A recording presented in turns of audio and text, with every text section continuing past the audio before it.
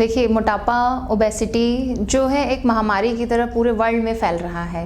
उससे हर एज में ही प्रॉब्लम्स होती हैं, लेकिन आज हम बात कर रहे हैं कि स्पेसिफिकली प्रेगनेंसी में उसकी वजह से क्या क्या दिक्कत है होती हैं। तो जो भी महिलाएं ओबीज होती हैं, सबसे पहले तो कुछ इनहेरिटेंस होता है, कुछ का बॉडी बिल्डअप ऐसा होता है। साथ में ओबेसिटी आपको प्रीडिस्पोज करती है डायबिटीज़ के लिए। तो यदि आप मोटापे की वजह से पहले से ही डायबिटीज़ से ग्रस्त हैं, तो उसके पहले आपके शुगर्स नॉर्मल होने चाहिए।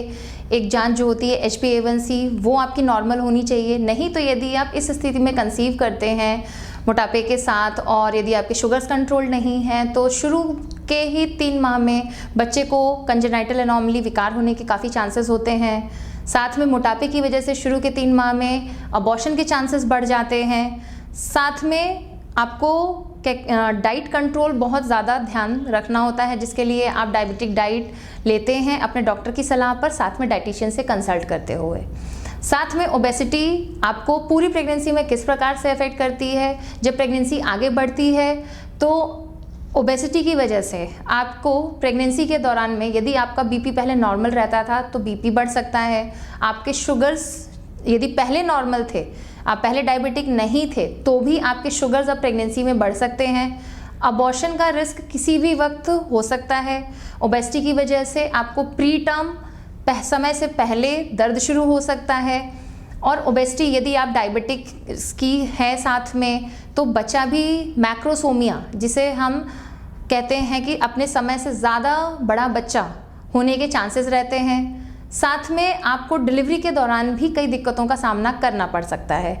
ओबीस पेशेंट्स जो होते हैं, उनमें एक खास तरह की समस्या ये भी होती है कि उनका वज़न ज़्यादा होने की वजह से यदि वो काफ़ी ज़्यादा देर तक स्टैटिक रहेंगे, एक जगह रहेंगे, तो उनका खून जमने की भी प्रॉब्लम्स होती हैं, जिसकी वजह से डिलीवरी के बाद यदि नॉर्मल हुई है या फिर सिजेरियन के बाद हुई है, तो आपको पैरों की नसों में, खून की नलियों में खून जमने की प्रॉब्लम हो सकती है, जिसे हम थ्रोम्बोसिस कहते हैं। उसका भी ध्यान रखना पड़ता है। साथ में डिलीवरी के दौरान खून ज़्यादा जा सकता है, जिसे हम PPH कहते हैं। आपको शुगर्स की प्रॉब्लम होगी तो वो भी डिरेंज हो सकते हैं। साथ में डिलीवरी के दौरान यदि बच्चा मोटापे की वजह से, शुगर्स की वजह से बढ़ा हुआ होगा, उसका वज़न ज़्यादा होगा, तो डिलीवरी के दौरान प्रॉब्लम भी आ सकती है। बच्चा फंस भी सकता है।